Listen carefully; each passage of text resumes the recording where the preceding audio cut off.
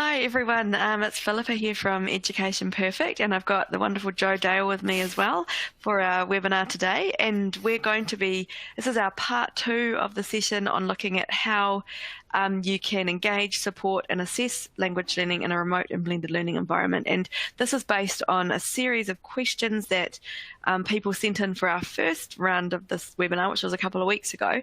And so this is going through the rest of the questions that we didn't manage to get through in the first session. If you didn't see the first session, we'll make sure in the follow-up email we send out a recording to that. And it was also sent out. If you received the EP email about this session, you would have also had the link to the recording for that as well. So what we'll do is I'll just run through a bit of housekeeping, and then I'll pass over to Jo and we'll get started. So thank you so much for joining us today. Thank you for giving up your time, and it's absolutely wonderful to have so many people here from all over the world. I'll just go into the housekeeping, and for those of you who've been in a webinar with us before, it's just the same as it usually is, but for those of you who are new, it's good to just go through how it all works. So you can move the windows around on the screen as much as you wish. There are links in the bio section on the left-hand side if you'd like to get in touch with either Jo or myself following the session. In the resource list, you'll find links to our EP site, our help centre with lots of good articles, and a link to our webinar page. And there should also be a link there to our EP Languages Facebook group if you'd like to join that too.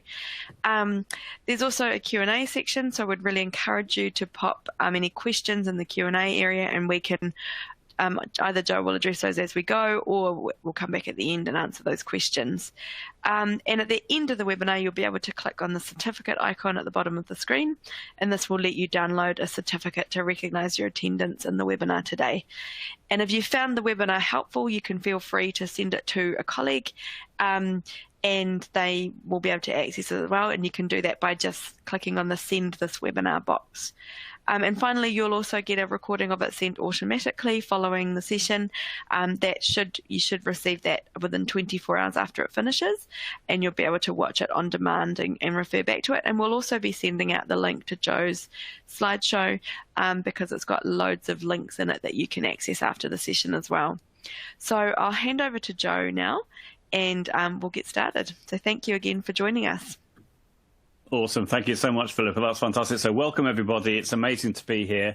Officially, I'd like to thank Philippa for all the hard work that she's put into making this possible. These things don't just happen. There's lots and lots of planning that's gone into this, and it's our absolute pleasure to be here with you, trying to answer the questions that we were sent as part of the survey that we did. For those people that don't know me, I'm a former languages teacher myself. I taught French for 13 years, teaching at secondary school level for 3 years, and then 10 years at middle school level, so 9 to 13-year-olds. And I live on the Isle of Wight, which is where I've been living for over 20 years now. So the idea of this session is to try and address as many of the questions that we had in from you a few weeks ago. We had the first part a couple of weeks ago, whereby we went through a number of different themes, and the themes we're going to be covering today are completely different. So it's a completely different session. And as Philippa said, if you haven't seen the recording of the first session, or you weren't able to attend live, then you'll be able to get that as part of the email that goes out to you from here. So to start off with, just to let you know as well, I can't actually see the presentation. Philippa is going to be very kindly navigating the presentation for me. So that's why I'll be saying next slide all the time. But at the moment, we're going to be looking at planning in a remote and blended learning environment. So if we could go on to the next slide, please, Philippa, that'd be great. So this is a question that we had coming up, which I thought I would address straight away. So how do you successfully plan for a blended learning environment?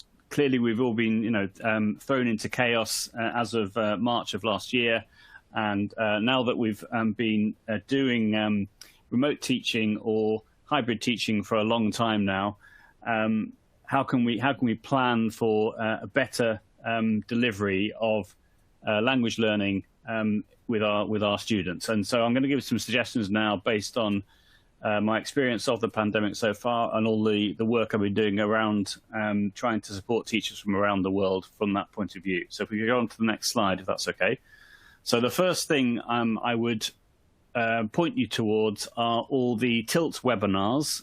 TILT stands for Technology and Language Teaching, which I've organised along with my friend Helen Myers, who is the chair of the London branch of the Association for Language Learning, which is the equivalent of the AFMLTA in Australia, or the ACTFL organisation in the States, and so on and so forth. So it's a language organisation. And back in March of last year, we both came up with the idea to create a series of webinars to support language teachers on all aspects of remote and hybrid teaching. So it's really, in my opinion, an invaluable resource. There are over 150 webinars that we've done since March 2020. And in relation to planning in particular, I would recommend that you familiarize yourself with the learning management system that you're using. So, for example, on this slide, we have 2 Tilt webinars from language teachers who are experts in the use of Google. So, for example, we have Samantha Broom, who's the head of department in a school in the northwest of England, and she did a fantastic webinar for us around the use of Google Classroom, which gives lots and lots of amazing top tips on how to get the most out of Classroom, how to set it up, and so on and so forth. So if you're in a Google environment, then I would really encourage you to have a look at that. And then we had a Google workshop back in January 2021. And the difference between the workshops and the presentations are the workshops are supposed to be more an opportunity for teachers to ask questions, a bit like what we're doing right now, but doing it live. And then for the for Samantha, and also we had Darren White, who is Ranga the Trainer on Twitter, doing a fantastic double act in addressing as many of the questions that were being posed to them as possible. So the first one is about an hour long, and the second one I think is about an hour and a half, if I remember correctly. So that's if you're working in a Google environment, I can really recommend having a look at that. We could go on to the next slide, please, Philippa. That'd be lovely. So in the next slide, we have the Microsoft equivalent of what I've just shown you. For the Microsoft webinars, we've actually done many more Microsoft ones, possibly because there are more teachers in the UK who are using Microsoft tools compared to Google, possibly, I don't know. But we've done around 7 or 8 presentations around different aspects of Microsoft. So, for example, how to set up Microsoft Teams, how to use Class Notebook, how to use Microsoft Forms, and so on and so forth. And then we also have had around 8 of the sort of workshop type clinics, whereby we've had a couple of presenters presenting ideas, but also encouraging the audience to ask questions and allowing them to share their screen so that we can then see what the issue is first at hand, and then giving them advice on what they can do to resolve it. So I think out of those 2 tools, probably most people are using those, and that's why I would direct you towards those invaluable webinars, which should really, really help with your planning, I would suggest. Okay, if we go on to the next slide, please. Now, these webinars from the Tilt series are all around hybrid teaching. Again, I think they're all fabulous. Top left, for example, we have Dr. Catherine Ritz, who is a lecturer at Boston University in the States. I've had the pleasure of meeting her a couple of times when I've been to the States, and she gave us a fantastic presentation around how she has to teach students face-to-face as well as at home at the same time in real time, and how she manages that. Likewise, Meredith White, to the right of Catherine there, she is a Spanish teacher in the States who's also a keynote speaker and has spoken at many conferences in the States. She's incredible. And she was talking about, again, hybrid teaching, or Zoomies and Roomies, which is a quote which I've used ever since, which I think is fantastic. So she was talking about how you can, for example, use Google Slides in presentation mode in what's called grid view. So with the grid view mode, you can see all the slides on the screen at the same time, and therefore if you allocate different slides to different individuals, it means that you can see what everyone's doing either in the classroom or at home. So that's really powerful. She also talked about the tool GoFormative as well, which she also uses in a hybrid context. Then you have Dr. Felix Cronenberg, who again I've met face-to-face when I've been to the States. So he is the president of IALT, which is an American organization looking at languages and technology. And he talked to us all around planning and how to plan your curricula, your language curricula in relation to hybrid teaching. So that's a must-watch webinar. And then likewise, Sophia Mavridi, who is a lecturer from Leicester de Montfort University in England. She did a fabulous session for us all around hybrid teaching, and that went down an absolute storm with everybody, which was lovely. And then finally, we have Jimena Lecitra, who's a Spanish teacher from Madrid, who's very, very active on social media. And she talked about particularly using Google tools in her context and how she teaches students face-to-face as well as at home.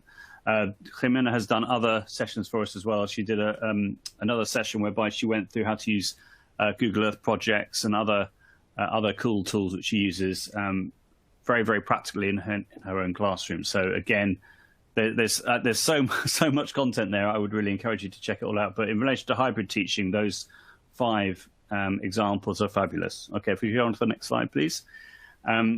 Now, in relation to hybrid teaching as well, I'd encourage you to have a look at the image on the left-hand side there. This is a graphic which was created by Beth Alexander, who's a Canadian teacher who works at the Linden School.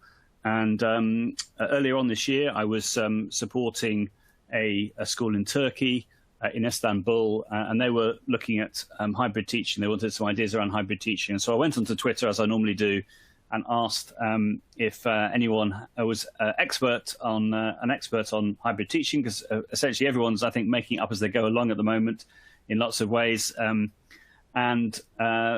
The name Beth Alexander was mentioned. I connected with Beth, and I could see that she has made all these different models, talk about different contexts that you can find yourselves in. For example, if you have an asynchronous learning situation with a teacher at home, the students in class, the students at home, as you can see on the model there with the different coloured hexagons showing the different roles that different people play. And she's done about 9 of these, and the link there is the second link on the screen. Which very kindly Beth sent me the high quality images of these different models. So I would really encourage you to have a look at that, which again could affect your planning and make you think about how the different roles of the different people involved in hybrid teaching can be affected. So that was really fantastic that Beth kindly shared that with me. And then likewise, on the right hand side, we have Sophia Maridi website. And she did a report along with other stakeholders from around the world around hybrid teaching in the hybrid classroom. Again, you can download the report from the links that I'm providing. And don't forget, I'm going to be sharing the whole presentation with you, so you'll be able to see the whole thing back at your own leisure, including all the embedded YouTube clips and all the rest of it. So that's great. Okay, if we could go on to the next slide, please. This is a brilliant blog by Esmeralda Salgado, who is a head of department in Cambridgeshire in the UK. She works at a school called King's Ely School. And she, as you can see on the screen, she uses Microsoft Office as her learning management system. But she's also mentioning lots of different third-party tools, such as Quizlet and Wheel of Names and learning apps and so on and so forth, that she uses in conjunction with Office 365. And she wrote a really interesting blog post called How to Blend Learning, which again I would encourage you to read in relation to hybrid teaching and learning, but also I would encourage you to have a look at her blog in general, because it's fabulous. Her blog, as you can see at the bottom left there, is mflcraft.blogspot.com, and she's been prolific during the pandemic, sharing ideas on her practice and on her reflections on lots of different key themes, such as blended learning, retrieval practice, feedback, and so on and so forth. And the other person I'd really encourage you to read her blog is Jane Bassnett. Bassnett is Bassnett, and she has a fantastic blog which is called What Jane Learnt Next, whatjanelearntnext.blogspot.com. And she is Bassnett J on Twitter, and Esmeralda is Botones Salgado on Twitter as well. Both fabulous people to follow. Okay, if we go on to the next slide, Philippa, please. So that was what I was going to talk about in relation to planning. And now I'm going to hand over to Philippa, who's going to give us the EP perspective on how we can plan with EP. Over to you, Philippa. Thanks, Joe. So some really awesome ideas there. Thank you, Joe. So yeah, basically with EP, I mean, I just want to touch on a few ideas here and there and not take over from all of the other things that Joe is talking about. But in terms of planning in a remote or blended learning environment, for those of you who aren't familiar with EP, we offer a whole bank of pre-built lessons. I'm just going to go into screen share. And so when you log into EP, you can go to the content library, and within that we've got, for many languages, we've got different levels. We have getting started, beginner, intermediate, and advanced. And within each of these, we have a series of topic-based units with loads of learning material. So we have introduction lessons that introduce the key information and ideas. We have listening comprehension, reading comprehension, writing, speaking, grammar, vocabulary. And so you can assign all of these lessons to your students, and that will hopefully really help to structure your planning in a remote or blended learning situation. So students can either work on one-on-one devices, and that's where you can get the most tracking from, obviously, but you can also use it in a group situation. It works really well if you've got, depending, I know there's sort of many different ways that you might be operating in terms of blended learning. So you might have some students rostered in for a few days a week. You might have, you know, half your class working in school, half your class working from home. And I think regardless of that situation, you can use the EP lessons to really structure it. You could do more of a flipped learning setup whereby you set the lessons for the students to practice those skills outside of the classroom, and then use if class time is limited, use that for the more interactive activities. So there's lots of different things you can do there. And I'm going to sort of delve into a few more different strategies as we go through the session and the different topics that Joe's going to cover. But essentially, you can use this as a planning tool to assign any of our lessons to your students, and then you can track their progress. So yeah, I'll go back to Joe, and we'll sort of have a look at some different aspects of EP as we go through. That's lovely. Thanks so much, Philippa. That's brilliant. Okay, so the next question, which is part of the idea around planning as well, is do you have any good suggestions for group tasks for online learning? So that's what I'm going to address now. And in particular around group tasks, I'm going to interpret that in how do we use breakout rooms, either in Microsoft Teams or Google Meet or in Zoom or whichever platform you might be using. Can we go on to the next slide, please, Philippa? That'd be great. So from a Microsoft perspective, I think that you'll find these particular references really, really useful. So top left there, you've got, on the left-hand side there, you've got a video from Mike Tolfson, who works for Microsoft in the education department, and he's really prolific on Twitter and TikTok and other such places. Not that I've actually been on TikTok myself personally, because I think that could be another thing that could be a huge time suck for me, so I don't really have the time to do that at all. But apparently he's prolific on TikTok, so I've heard. But certainly I see his videos on Twitter, and he's constantly sharing different ideas on how you can use Microsoft tools. And so, for example, this video around breakout rooms, and breakout rooms haven't been out for that long with Microsoft. We had to wait quite a long time for them, but it's great that they have adapted so quickly to the situation, knowing that teachers wanted to have breakout room access, and it's brilliant that they've rolled it out so quickly. So this is an 18-minute video on the left-hand side there, and it includes a number of different Microsoft Innovative experts, and essentially Mike just goes through and shows how to use breakout rooms, how to set them up, and so on and so forth, and also how you can record breakout rooms as well, because I think one reason why there were lots of schools, certainly in the UK, who don't allow breakout rooms is the fact that it's impossible for the teacher to monitor all the breakout rooms at the same time, although with, say, Microsoft Teams, you can record the sessions, whereas you can't at the moment, as far as I'm aware, with Google Meet or with Zoom. You only record the main room in Zoom, for example. But you can do that with Microsoft Teams. And on the right-hand side there, you've got some literature around the breakout rooms in Microsoft Teams, which I think you should find useful. For example, the different types of modes you have, together mode and gallery mode, the fact that you have access to a whiteboard, the fact that you have access to live captions, which is brilliant for accessibility reasons. And there's also a couple of PDF documents as well, which have been shared by Mike, which are on that page as well. One is one page for teachers, and then the other one, breakout rooms one page as well. Both useful PDFs, which is why I've shared them with you. So if you're in a Microsoft environment, you should find that really useful. And if you're not in a Microsoft environment, even some of the ideas I'm sure would be replicable according to the breakout rooms that you're using. Lovely. If we could go on to the next slide, if that's okay. So in this particular slide, this is Esther Boran, who is on the right-hand side there. That's her lovely Bitmoji avatar. And she is a lecturer at Cardiff University. And she took part in one of the show and tell webinars that we did as part of the Tilt series. So starting in January of 2021, literally a few days after our Prime Minister announced we were going down into another lockdown, that we decided, myself and Helen, to, as we did in the original first lockdown in March of 2020, to roll out webinars or carry on with the Tilt webinar series almost straight away. So on the Saturday after it was announced, I think on the Tuesday, that's right, yeah, because on the Monday, everyone went back to school for one day, spreading the virus, and then all were locked down the day after. Anyway, not for me to get political and criticise the government, but there we are.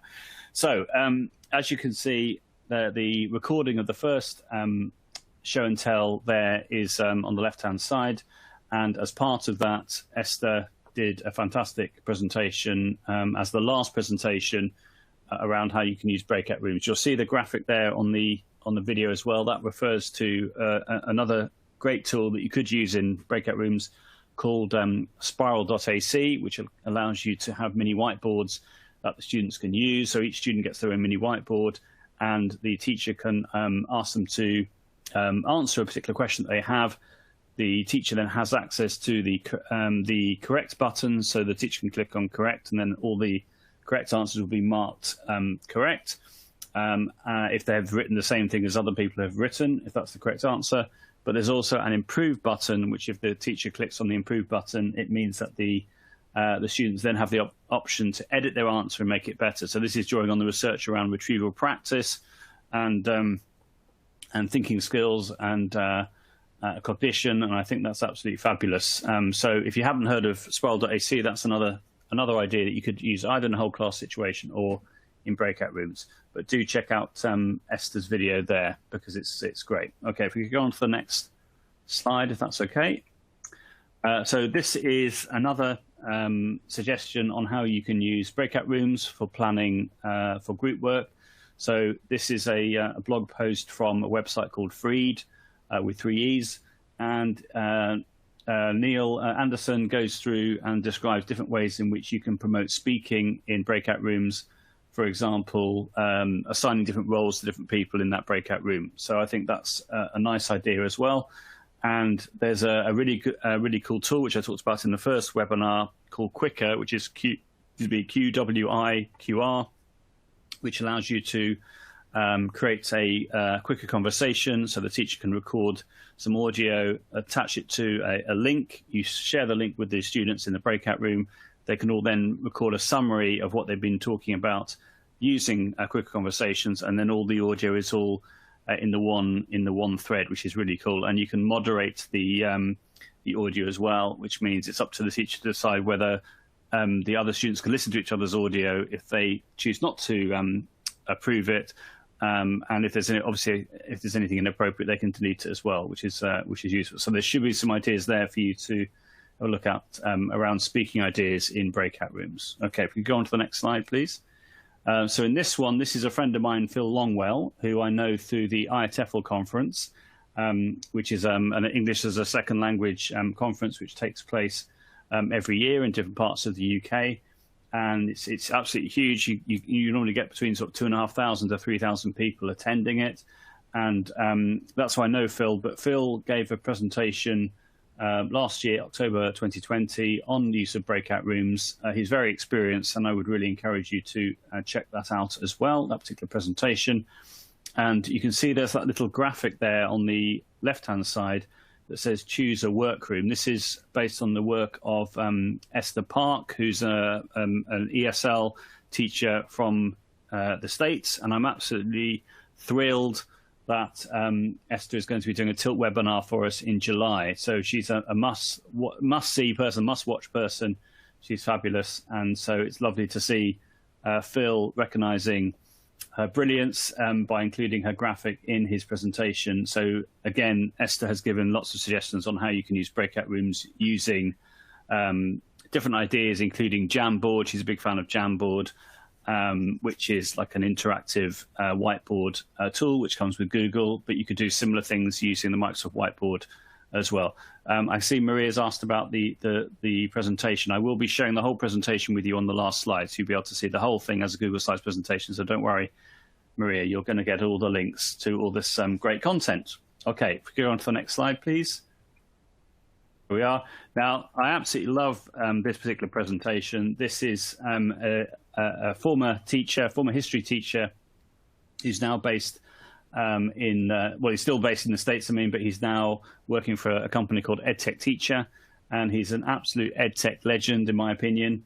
His name is Greg Kulowick, as you can see on the screen, and he's done lots and lots of different really cool videos over the years. I actually met him face-to-face in Boston in 2013, which was lovely, at an iPad conference.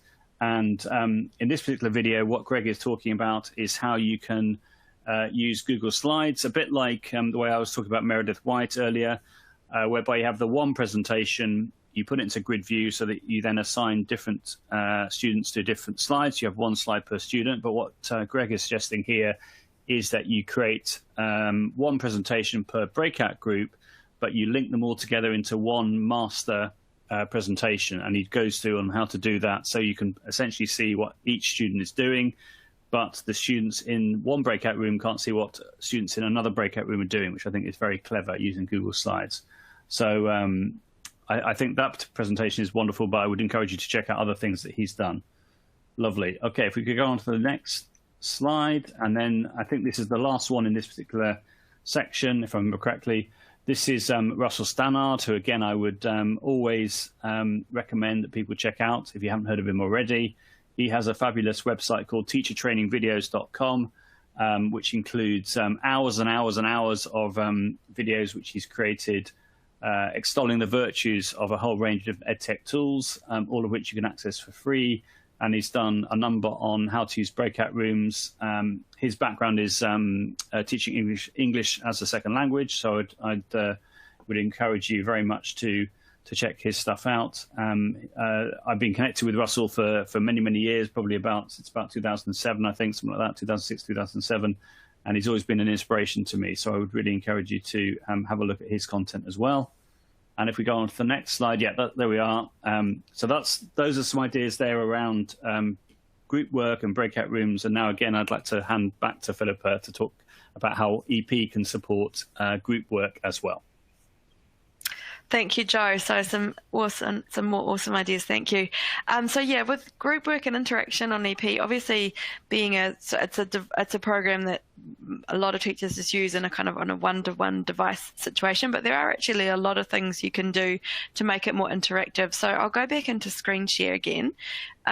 So the first thing I'm going to tell you about is our peer review function. So this is a way you can set up a task on EP and actually set it so that students can view what others have written and give feedback. So for those of you who are not familiar with EP, when I refer to setting a task, that's just meaning you set a task for students to complete. When they log in, they see that they've got a task and they click directly to it, and teachers can track that with lots of different kinds of tracking. But when you assign a task, if you click here on this peer review option, it means that once the students have finished, they can actually view what other students have written, and they can leave feedback. So it's a great way of them getting them to interact with what others have done, and also reflect on their own writing and speaking or whatever it is that you're getting them to review and how they might be able to improve themselves. So this is just a matter of, rather than when you click assign task, clicking on peer review rather than clicking on the smart lesson option, which is the first one that you see there. So that's just one of the things you can do. And I think from a language teacher perspective myself, I think it works particularly well for writing and speaking tasks. However, it can be used with anything. It can be used with comprehension as well. It really just depends what skill you're focusing on. In addition to that, it's also possible to embed any interactive elements into our lessons. So, for example, Joe has mentioned the Google Slideshow, like the collaborative Google Slideshow where each student creates a slide. You can actually embed a Google Slideshow into an EP lesson. So what you do is you just take out a lesson from our content library. You can edit any of the lessons that you see, so they're all completely customizable. So say if we go into this one here, we preview it in the content library, and then all we need to do is just click on this add to my content button. It makes a copy of the lesson, and then you can click on any of the slides, or you can add a new slide, and you can just, if I click add new slide here and I drag over this embed option, there you can embed your Google presentation, or it could be a Google Doc or a Padlet. I was actually experimenting after the session we did with Joe last night or this morning, depending on where you are in the world, with embedding Flipgrid into it as well. So just to see if that worked. So you can embed anything essentially with a getting my words jumbled, with an embed code that will allow students to interact. And so it can all be through the EP lesson, so it can link to that lesson. Just one final thought here on, interactive tasks. Using EP, you can also use all of our learning material for as a stimulus, a starting point for other group activities. So, for example, if I go out of here and go into, say, an advanced level reading comprehension activity. So if you just bear with me while I'm navigating around. And so if I go into reading comprehension and click on in it, we've got a whole number of reading comprehension texts at all different levels. You can get a link to this activity, so you can just go here to the share button, copy student link. You can put that in any learning management system or on a social media page if you've got a class Google site or a class Google Classroom, class Facebook group, whatever you're using as a sort of central place. You can put a link to a particular activity, students can access that, and then you can have them all responding to that, so giving their opinions about a particular article or listening task. You can ask them to record a group conversation about it. You could have a group discussion in a video conferencing chat. So you can use all of these activities as a stimulus for other activities that take place out of EP you can use it in lots of different ways. You could even embed a Flipgrid or whatever kind of interactive tool into this after the section, after the particular text, and say, right, record your video, giving your opinion on this, and you're sort of sharing with others in the class. So there's loads of different ways that you can use the platform rather than just having students working through it on their one-to-one device. So I'll hand back over to Joe. And there's other ideas too, but I don't want to take up too much time, but more than happy to chat to anyone if you'd like to hear more about those kind of ideas. That's great. Thanks so much, Philippa. That's brilliant. So if we move on to the next question, which, as you can see, is while teaching a physical class, some students are online hooking into the lesson with Teams. How does one write on a whiteboard that has no electronic connection to anything and expect students at home online to follow the lesson? So tricky question, but I've come up with a solution. Well, in fact, a couple of solutions, which hopefully you'll find interesting. And let's go for it. So if we go on to the next slide, if that's okay. So on the right-hand side, this graphic, which I remember coming across quite early on in the early part of the pandemic, was probably March 2020. I know this went down a storm when I shared it on Twitter and elsewhere. I think I originally saw it on Facebook, if I remember correctly. And as you can see, it's turning a second device into a visualizer. And I think teachers in general are very, very creative creatures. And so this particular creative teacher came up with this brilliant solution where, when needs must, when you have to have a whiteboard, and this is a great way of doing this. So as you can see, what the teacher is suggesting is that with the second device, in this case a phone, that's also running the Zoom app, which is connecting to the session. So it's like you've got two devices connected to the same session. One crucial thing is you have to mute the audio on the second device, otherwise you get awful feedback. But then, as you can see, the teacher's then got the phone propped up between a couple of cans, the camera's pointing downwards, and then he or she is then writing on a piece of paper, and it's presenting through presenting the screen on the main computer. So you can imagine that if you had that running in a class situation, it would mean that the students at home via Zoom could watch that live without needing, well, obviously they need an internet connection, but they wouldn't need access to the board itself. They just need to be able to watch on Zoom. And of course, the students in the classroom will be able to see this as well. So a great way of being able to model work, live mark, go through an exam paper, whatever it is that you want to do. Merging nicely the sort of traditional ideas with digital ideas. So I just thought that was fabulous. Great stuff. And of course, the same idea would work with Microsoft Teams, with Google Meet, just having two devices and just connecting them to the same session. Case in point, on the left-hand side, this is a video I found on YouTube, as you can see, called Using a Mobile Device as a Visualizer in Teams. So again, what the teacher has done there is they've used their second device, which is an iPad. They've propped it up on, I would imagine, a tripod, or you could put it on a chair, or what have you, as long as it's nice and sturdy and the camera's pointing downwards. And then they're writing on a physical mini whiteboard and projecting that through Microsoft Teams. And of course, you could record that at the same time and then share that video with the students as a way of maybe describing a grammar point or whatever it is that you wanted to do. And again, if you were to watch that video clip, you would be able to watch exactly how the teacher set that up, and then you'd be able to mimic the same thing. Again, you have to mute the audio on the second device, otherwise you get feedback. So that's one solution. And then the next solution, if you could go on to the next slide, please, Philippa, is creating your own document camera. So as opposed to using a second device as your phone or a tablet, what have you, you could do the following, which is create your own document camera. So on the right-hand side, there's a teacher there who is talking about the iPivo document camera, which is made out of plastic. And essentially all it is a piece of plastic with a mirror on one side.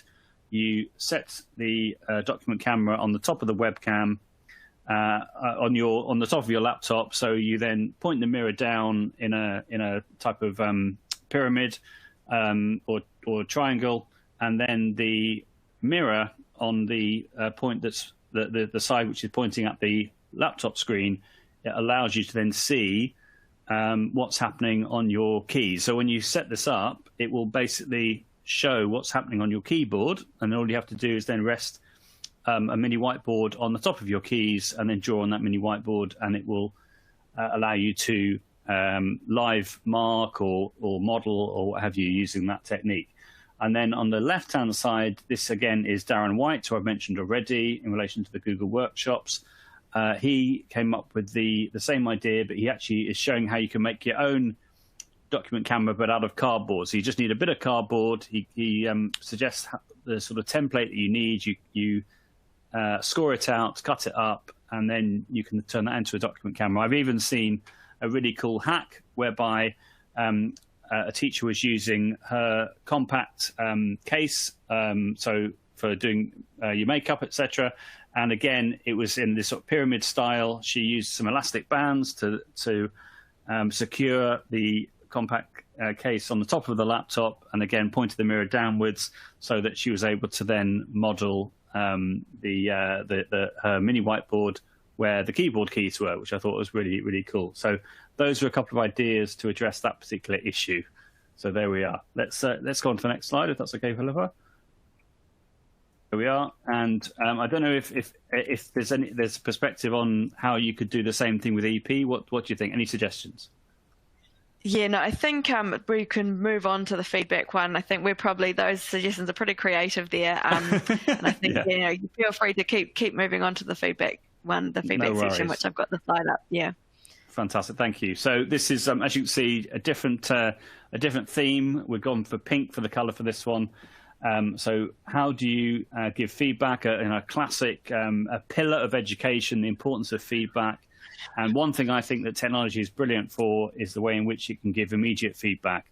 So in research for many years, people like Dylan William and Hattie, Professor Hattie, and people like that, who are very highly respected in the field, talk about the importance of in-time feedback, of immediate feedback. And I think technology is a great way of being able to do that. And here are some suggestions on how you can give feedback in the remote and blended contexts. Okay, so for example, we had 2 questions coming in here. The first one is, how is feedback useful in planning new lessons? A classic question. We should always use feedback to inform of the next steps, the next lessons that we need to plan based on how the students are getting on and where their gaps of knowledge are and what we need to do to support them further. And then in particular, any suggestions for 365 products, we use OneNote. I've already given some suggestions on OneNote, but I'll give some others as well. If you go on to the next slide, please, Philippa, that'd be great. So here's a bit of a roundup of some of the tools which I talk about a lot in different sessions. In addition to EP, of course, are different tools which offer feedback opportunities, either written feedback or audio feedback. So, for example, we've got tools such as Socrative, Google Forms, Microsoft Forms, which are more formal, if you like, more serious looking, and they're great for different types of formative assessment activities. So things like quickfire questions, true or false, short answers. You can pre-make activities as well in all those 3 different types of forms and turn them into quizzes, which are self-marking and can give feedback. You can also add in links as well into the feedback, which could include, for example, a screencast made with a tool like Screencastify, or written feedback, which is, I think, very powerful for the students.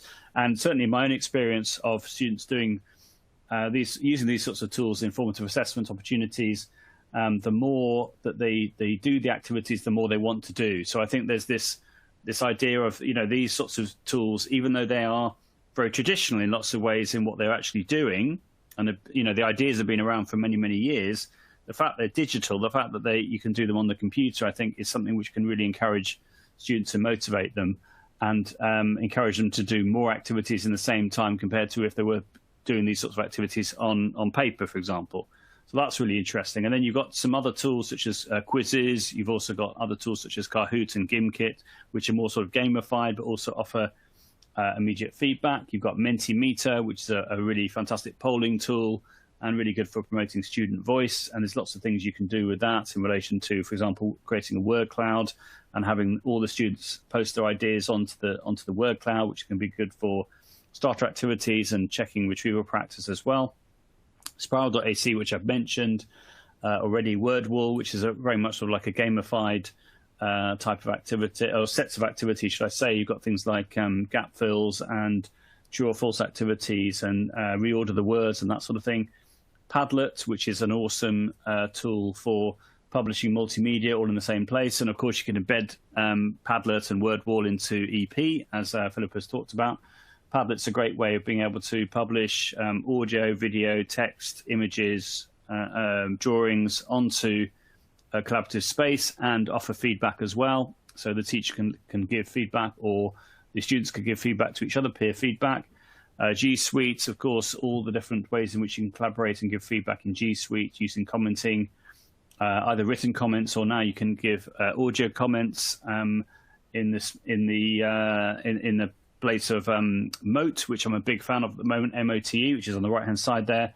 That's a fantastic Chrome extension which allows you to record audio, which goes into comments in Google Classroom, Google Slides, Google Docs. You can also have a standalone link as well. If you record in using what's called Notepad, which is part of the Chrome extension, it generates a link and you can paste that link wherever you want. Similar to Vocaroo, which, if you haven't heard, is a great way of recording audio and pasting the link wherever you want to paste it, into a Microsoft Teams channel, for example, or in a Google table, whatever you want to do. Showbee, another learning management system, which is great for audio feedback and written feedback, and you can annotate and mark up a PDF, for example. Quicker, which I've talked about already. Flipgrid, which is fabulous for speaking practice and giving audio feedback, written feedback, and video feedback. They've got Whiteboard.fi, which allows you to have lots of mini whiteboards, a little bit like Spiral.ac, but you can also draw on Whiteboard.fi. And those teachers who are looking for ways of replicating what they wanted to do, what they had been doing already in the classroom, but digitally, back in sort of March last year, April last year, Whiteboard.fi went down a storm because they were able to replicate the things they would normally do for feedback using face-to-face techniques with mini whiteboards. They were able to use digital whiteboards for whiteboard.fi. Teacher Made is a way of creating an interactive PDF. So you take a PDF and you can add different questions, give feedback there as well. Class Notebook from Microsoft, it has the insert audio and insert video options as well, depending on which version you're using. If you're using OneNote 2016, then it has the insert video option. If you're using OneNote for Windows 10, it has only the audio option, but you can certainly add in feedback that way. And then Praise Postcards, which I'm a big fan of. The idea of a Praise Postcard is you record your audio as an audio QR code using, say, Quicker or Vocaroo, and you paste the image onto the Praise Postcard, and then you share that Praise Postcard with either individual students or the parents of those students, saying what a great piece of work they've done. And I think during the pandemic, I think being able to hear your teacher's voice, to connect with that potential loneliness that you might be experiencing through lack of seeing other people, I think it's a really, really nice idea. So just going back to the basics. So those are a whole host of different ways in which you can offer feedback. Of course, there are other tools out there as well, but those are some of my favorite ones for sure, along with EP, of course. Okay, if we could go on to the next slide, please.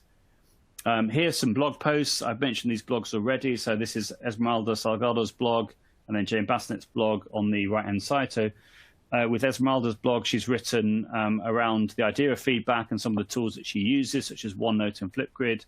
And then on the right-hand side, Jane actually goes through a particular lesson using OneNote for teaching certain verbs in French, I think, if I remember correctly. And she goes through and talks about how she offers feedback using Class Notebook. So that's really, really lovely as well to see. That's great. Okay, if we could go on to the next slide.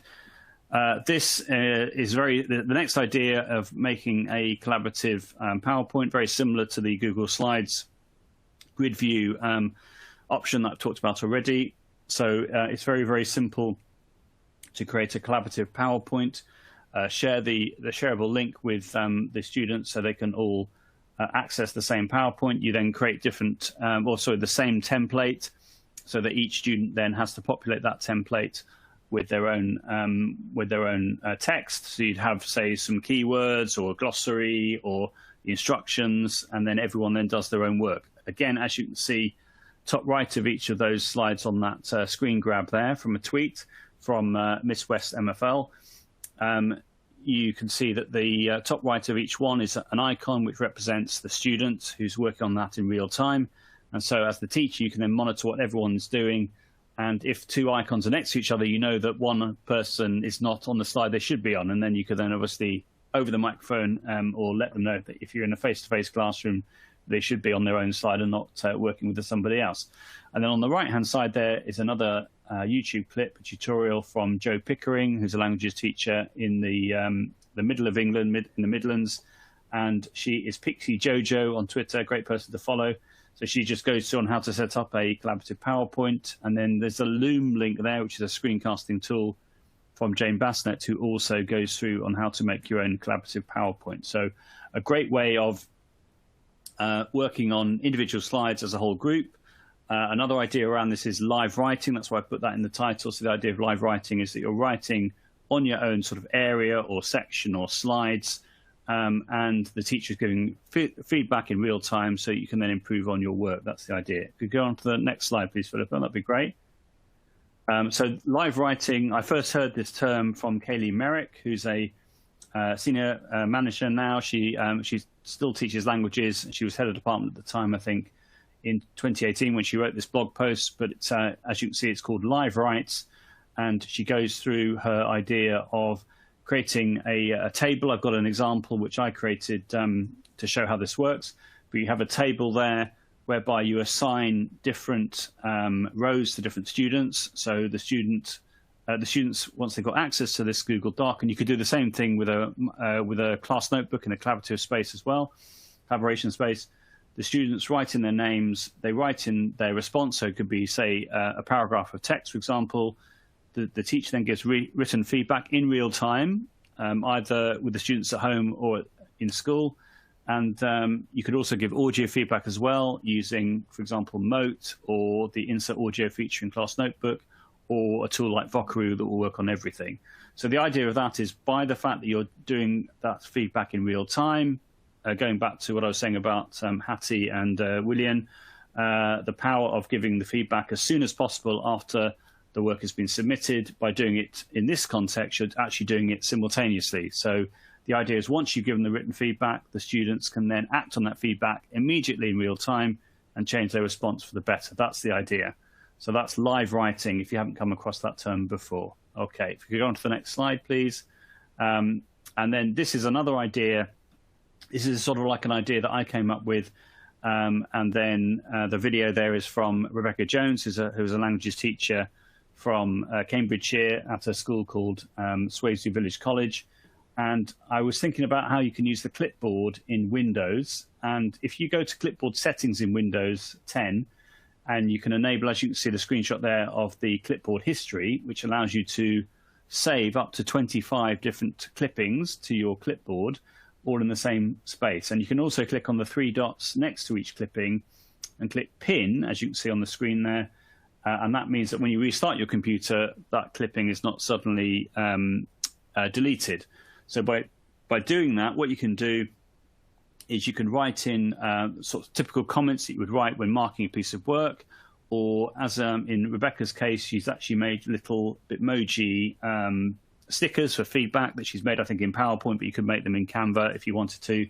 And she's pinned those all to the clipboard, which means that when she's marking a piece of work, all she has to do is press Windows plus the V key to bring up the clipboard. She then clicks on the individual piece of feedback, and that pastes it straight into the document that she's working on. So Rebecca's working in a Microsoft environment, but you could do the same thing in a Google environment as well. So a nice way of having a bank of comments you can access straight away as a way of speeding up your feedback when marking. And anything that saves teachers time is, I think, a great idea. So there we are. That's how that works. Cool. So over to Philippa now to talk about feedback. I'm sure there's a whole slew of different ideas on how you can have feedback in EP. So over to you, Philippa. Absolutely. So lots of great ideas once again, Joe. So I'll just briefly touch on the feedback side of EP, but so I'll go back into screen share. So we talked already about our peer review function, which allows students to give feedback on each other's work. But in terms of teacher feedback, when you set a task, which I referred to before, you can track what the students have done, and you can give feedback really easily. So this the screen I've got here is what we call a task report. So it gives an overview of the student progress. You get a breakdown of the lesson, each section of the lesson. If it's green, it means they've completed it. If it's white, they haven't.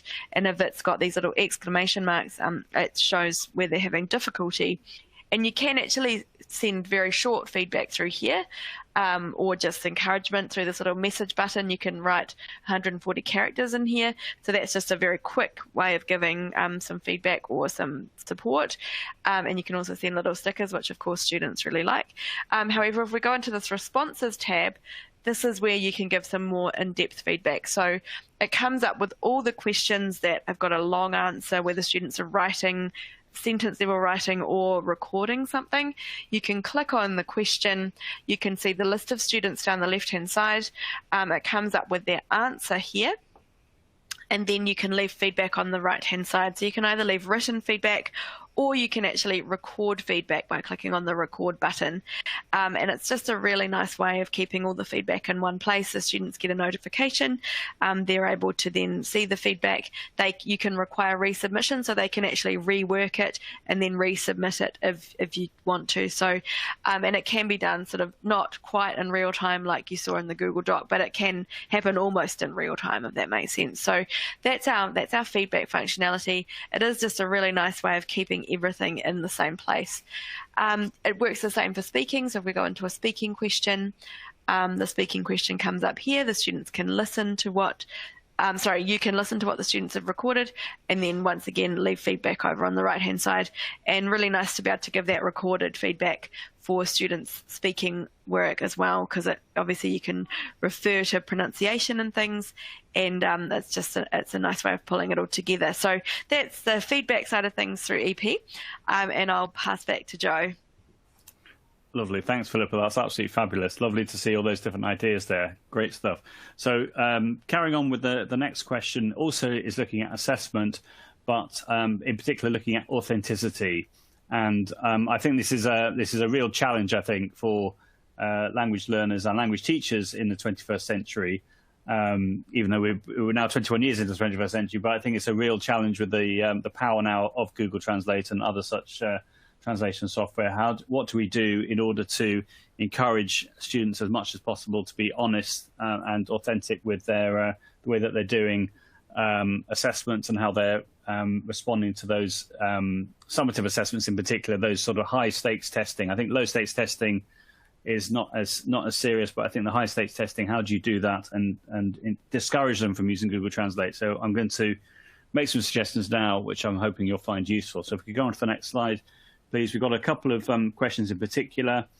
The old favorite, what are the most effective ways to get students to write without using Google Translate? I know there are some teachers now that no longer will ask the students to do homework because, written homework, because of the fact they know that they're going to be using Google Translate, and then you have that dialogue with the child on why they're using the past historic and they're only 11 years old or what have you, because of the fact that they've decided they want to use Google Translate, and actually the standard of the text is far higher than what they could actually achieve without using Google Translate. Or you ask them to translate something from, let's say, the French or the Spanish or what have you into English, and they have no idea what it is because of the fact that they've just used Google Translate. So I think having those honest discussions with students is very important to discourage them from using a tool thinking it's going to be a quick fix, because it's going to be very, very obvious to any teacher, any language teacher, that that's what they've done. And then again, the second question, how do you assess students fairly in a remote learning environment? And that's not an easy question at all. So anyway, here are some of the things I'm going to suggest now. If you go on to the next slide, please, Philippa. So this one is discouraging the use of Google Translate. There was a webinar that Esmeralda Salgado did recently. And as you can see, it's talking about practical tips for blended learning. And in particular, this slide jumped at me, Defense Against the Dark Arts, Beating Google Translate. So you can see there are a number of different ideas there, using the snipping tool or snip and sketch, which is the Windows 10 updated version of that, turning your written text into an image. And I know with Google Translate, with the app, you can use the camera tool and you can still translate it, but it takes a few more steps to do that, I think, compared to the ease of copying and pasting text into another page, such as Google Translate. But my favorite one is the second one, which is add signal words in white text in a tiny font to a translation text. So my friend Vincent Everett, who is the head of languages in the east of England, he was the first person I heard had come up with this suggestion. I'm not sure if that's who Esmeralda is quoting there. But essentially the idea is that you take random words, could be, I don't know, like a word like penguin, for example, and you make it really, really small. So the font of that particular word is very small, so small that you wouldn't be able to detect it. And you then color it with the same background color as the text color. So in other words, essentially it becomes invisible. As a result of that, when the students put that text into Google Translate, the teacher can very easily have a look at it, make sure all the text is the same color if the student hasn't done that already. And if those particular signal words appear, then you know that the student has, that's what they've done. They've just copied and pasted it from the text into Google Translate and then back again. And so I think that's a really ingenious way of doing that. So that would be one of my top tips. But you can see some other suggestions there, such as using tools that disable copy and paste and so on and so forth. So I do feel for teachers nowadays on the fact that the students, they will no doubt try. Well, I know they do. They try to pull the wool over the teacher's eyes, but of course, any teacher will see immediately when that's been done. But then at the same time, if you're just talking about, say, simple sentences, it's almost impossible to know whether they've actually done it properly or when they use Google Translate. If you're talking about a longer text, it's much easier. But yeah, it's difficult situation. Okay, so let's go on to the next slide. In relation to discouraging them from using Google Translate in, say, a test situation, this is my friend Francois Stolder, who originally I met in around 2013, I think, if I remember correctly. He was head of languages at the Harrow School International in Bangkok. and I was out there doing various training courses, and Francois came on one of the courses that I did, and we've been connected ever since. And in that particular screenshot on the right-hand side, that's a tweet which Francois put out there recently, talking about how one way he discourages his students from using Google Translate is to get them to point their webcams at their hands while they're doing their work on a piece of paper. He then gets them to scan the bits of paper and turn them into one PDF. And there's various ways of doing that. There's a tool called Office Lens from Microsoft, which works on iOS devices, Android devices, and Windows devices. There's another one called Cam Scanner as well, which does similar things. But I would really encourage you to have a look at Office Lens or Microsoft Lens. I think they've renamed it actually now. So by doing that, you can turn all those sheets of paper into one PDF and then upload them onto, say, Microsoft Teams or OneDrive or Google Drive, wherever it is where you want to share it. And then likewise with the OneDrive app, with the camera in the OneDrive app, it has the same technology essentially to do the same thing as Office Lens. And then you can see the tweet there from Dee Branson, top left, talking about how easy it is to scan a document or multiple pages into one document and then save it directly to the files area of your team via OneDrive. And then likewise, Wydeen, which is a school in the southwest of England, their languages department, talking about how fantastic it is to use the Microsoft Office Lens app and how it's free and so easy to use. So those are a few suggestions of ways of discouraging the students from using Google Translate and to upload bits of paper as a PDF to the cloud. And then at the bottom there, you've got DraftBack and DocuViz, which are two Chrome extensions which work in conjunction with Google Docs. And if you have those installed, what it allows you to do is essentially draws on the document history of a Google Doc, and it will visually show you when there's been a large amount of text copied in all in one go into the Google Doc. And so, again, very, very easy to see whether the students have cheated or used Google Translate and it's not their work. So those are a few suggestions, which I hope you find useful. Okay, if we could go on to the next slide, please. Over to Philippa now to talk about Google Translate and EP. Thank you, Joe. And so once again, loads of different ideas. Very quickly, I'm just aware that we've had you for more than an hour now, so we're just, we don't want to keep you for too much longer. But with EP, there are a number of different assessment options that that you can use. We've got the ability to set a pre-built assessment or a quick test on any of the content within our content library, or else you can create your own assessments. And in terms of the security of the assessment platform, we've got lots of tracking options. So when you set an assessment, you can choose what we call full screen monitoring mode. And this allows you to monitor the students. It will take them into a full screen when they enter into the assessment. And then if they try and exit out of that full screen to go into Google Translate or any other place where they might be able to cheat, then you actually get that. So you get a tracking screen that comes up like this. This is not a live one, but what would happen is you just click on this monitor button.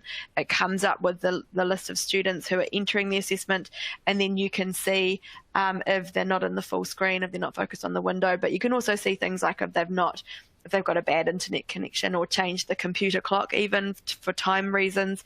So, but that not in full screen is a really good one for being able to see if they're going out of the full screen monitoring mode.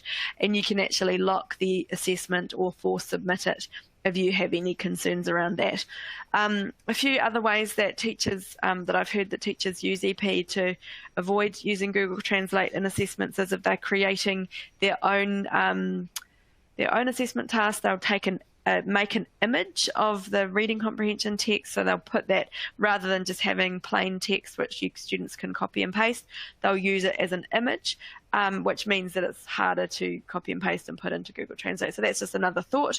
But we do have a very comprehensive assessment side of our platform. You can see here the breakdown of the results, so the analysis that you get is fairly extensive. So compared to the task which we've looked at already, the assessment side of things gives a much more summative numerical data, and you get a breakdown for each part of the assessment, and it's a really great way of getting that data for reporting, whereas the tasks is more formative data, great for sort of seeing next steps and that kind of thing. So that's how we can help with assessment.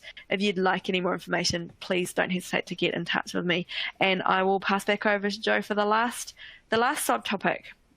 Fantastic. Thanks, Philippa. Yeah, so we are very aware that we've had you for an hour now, so we're just going to finish off with some ideas around primary languages and how remote and blended learning options can help support primary learners. So we've had questions around primary teaching at primary level, and how do you teach primary languages using remote and blended ideas. And so here's a few ideas around that. So as you can see, if we go on to the next slide, how do you teach primary students remotely? Great question. So if we go to the next slide, this is an event, or two events that I helped to organize a couple of months ago. I would really encourage you to check these out. You've got the links to both the presentations. Essentially, each one was 2 hours long, and it was funded by the Open World Research Initiative in the UK.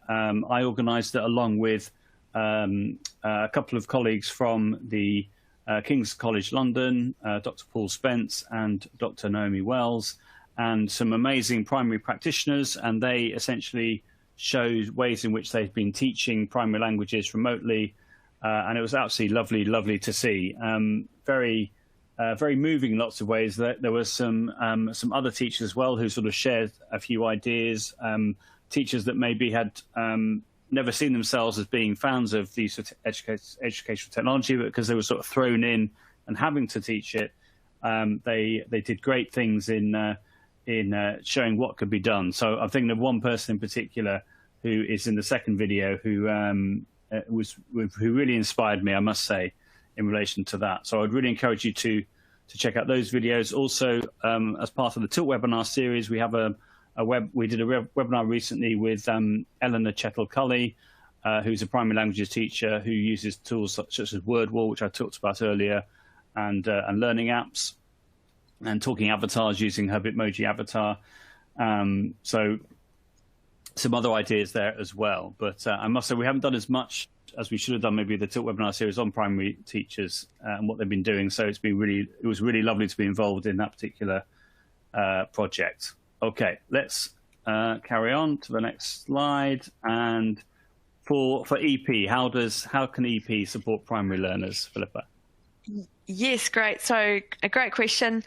So we have, I mentioned at the start, we've got our bank of pre-built lessons within EP. So just go back into screen share here. And we've got our Getting Started course, which is the first level there. And that's designed for primary or very early level language learners. It can be used for secondary as well, but it's very much designed with primary learners in mind. Basically, from any stage where students can read in English, they should be fine to use this. And you can see the topics are broken down into really small chunks. It's really heavily scaffolded. There's a lot of images. It's really designed for that very, very beginner level stage of learning. There's lots of recognition activities. And then there's little videos as well. We've got little videos where the characters talk in the target language, but they've got little speech bubbles. So it's kind of practicing very low-level listening and reading at the same time, and so forth. So that's our primary course. I'd encourage you to have a look at it if you haven't already.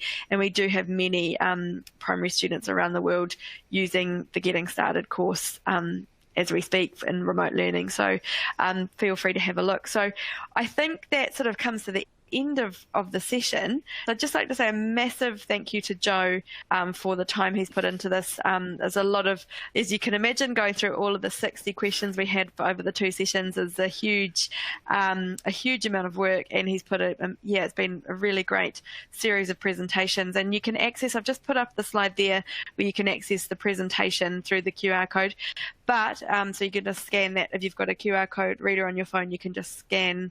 You don't even need a reader. It should be doable through the photo part. You can just scan that and it will open up. However, we'll also send out that link with the recording, so you will get a copy of the presentation. I'm also going to pop up a link as well, just if you don't have an EP account and if you'd like to subscribe, you set up a teacher account, you're more than welcome to click on this link here, and you'll be able to fill out a registration form to access a free teacher account. And teacher accounts are always free with EP, And attending this webinar will also give you a 1 month free trial for students' accounts as well. So please feel free to sign up for an account. We'd love to have you on board if we don't already. And if you'd like any additional support or help in any of the areas that either Joe or myself have talked about, please don't hesitate to reach out to us. I know Joe, I'm sure, would be more than happy to support you, and likewise for me. Jump on a Zoom call at any time. And yeah, we'd just like to thank you again for joining us. Sorry, you can hear my 3-year-old in the background. We really appreciate you giving up your time, and I hope that's been helpful. And thank you again to Joe. No problem. Thank you to Philippa for being such a lovely host and for all the background work that happens to put this together. I really appreciate it, and I'm sure everyone watching right now does as well. So thank you to Philippa for all these different webinars that we've been putting together. It's been an absolute pleasure to work with you, Philippa. Thank you. Thanks, Joe. So thank you, everyone. And if you've got any questions, feel free to pop them in the Q&A. Otherwise, enjoy the rest of your day, night, whatever time of day it is where you are in the world. And we look forward to seeing you next time.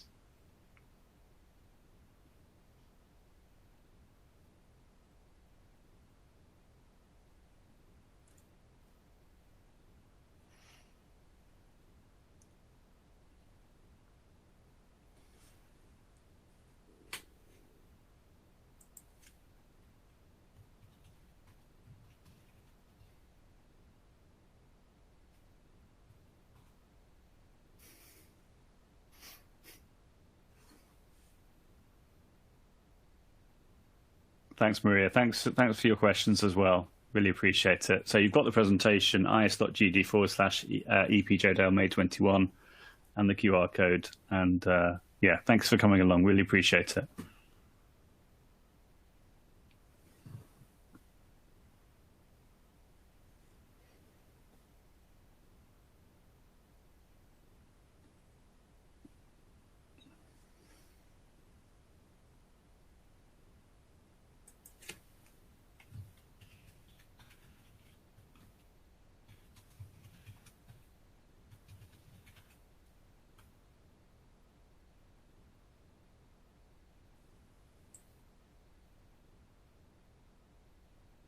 Well, thank you everyone for joining us, and we'll look forward to seeing you next time, and we'll enjoy the rest of your day. So we'll end the webinar now if there's no more questions, but thank you again for coming.